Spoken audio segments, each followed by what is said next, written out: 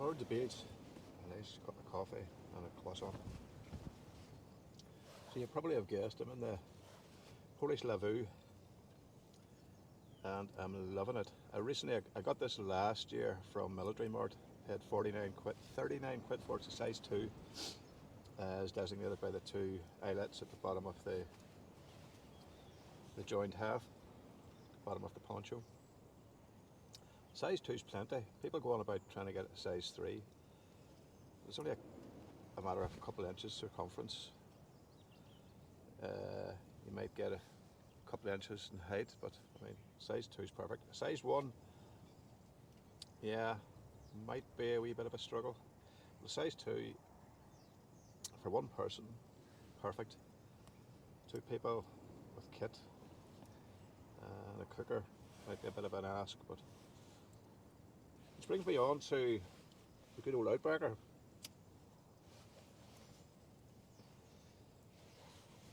A lot of people use the wee ammo box stoves conversions, these wee small fold away stoves, but they're well expensive.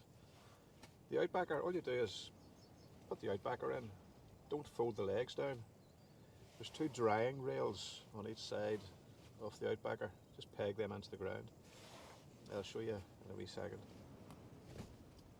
And basically it's not much bigger, if not probably the same size as a large ammo can conversion.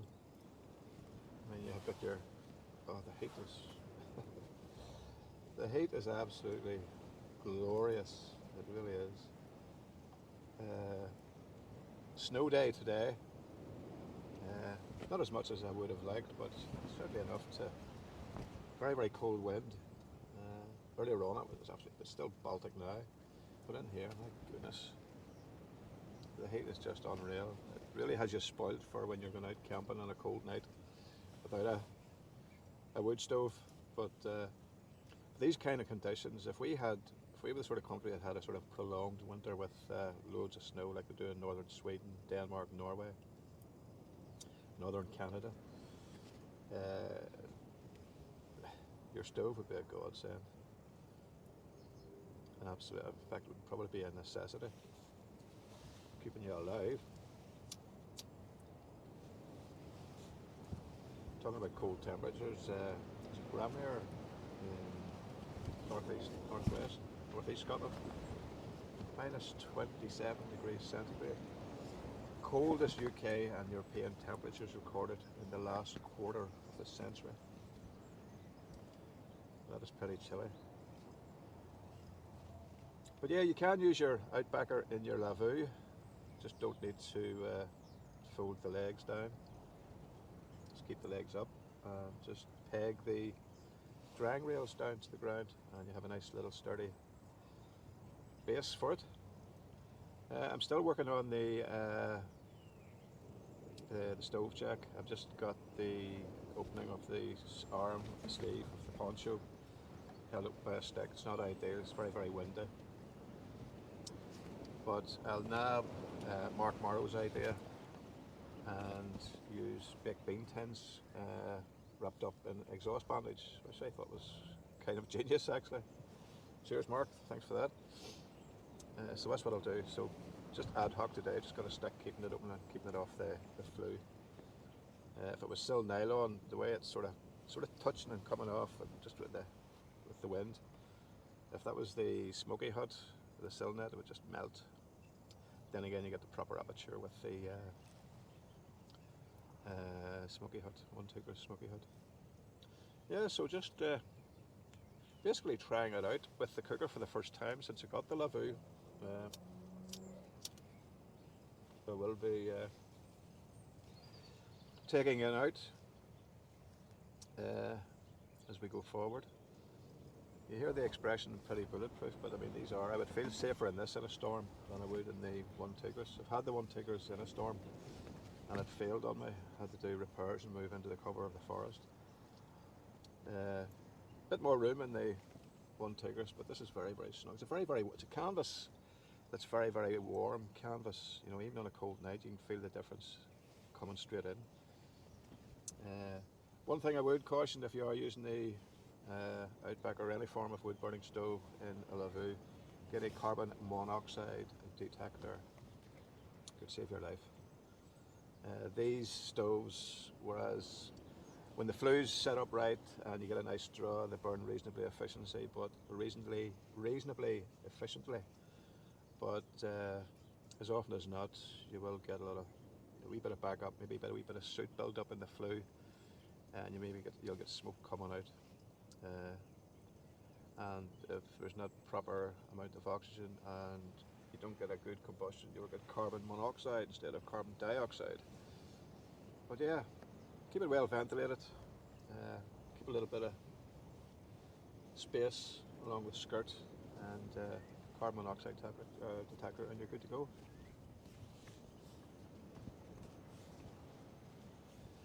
Not so much just a video, just to show myself that the Outbacker stove does fit very well in a size 2 Lavvu, and I'll be using it. People go on about waterproofing your Lavvu. You don't need to. It has a natural waterproofness. Best way, if you get your Lavvu off Military Mart or wherever you get it from, it'll have been in storage for quite a long while, and sometimes they store them soaked in diesel. You might get a little diesel smell. Just air it out in the garden there till that goes away. And what you want to do, the first thing you want to do is give it a good soaking with a hose or leave it out in the rain for a couple of nights. Let it dry off naturally, and that'll be the waterproofness. Just the nature of the canvas, when it gets wet it expands and does all sorts of sciencey stuff, and provides the waterproofing. I have given this a good soaking when I got it. I put the hose on it for a couple of hours and left it out in the rain a couple of nights, and bone dry inside. A couple of wee drips coming in off where the buttonholes, etc. are, but easy fix. And I say, if you've got a wood burning stove going, like, you know, you have a bit of an aperture, any rain that drips in just psst, will evaporate immediately upon hitting the stove. But your spout,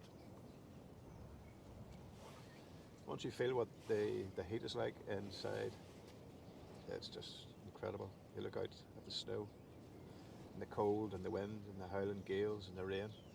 You're in snug, nice and warm, and there's plenty of room. I mean, I have a wee kit bag there, but my Wiseport Polish Army reindeer 75 litre rucksack just go here, no problem at all. Haven't tried my sleeping mats here, but probably get away with a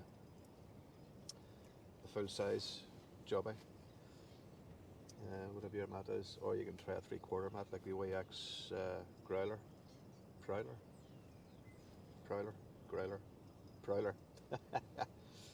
So yeah,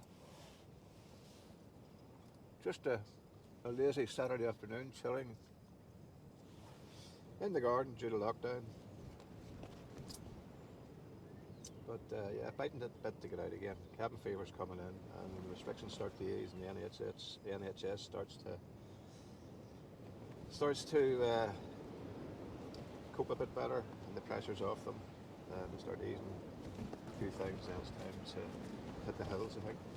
But in the meantime, I like to think I'm doing my bit by non-essential travel. Then there's the other argument, of course, for mental health, that I will not admonish or point the finger at anybody who needs to get out at these times. By all means, go ahead. Just my personal stance on the situation. Yeah, I hope you're all keeping well anyway, and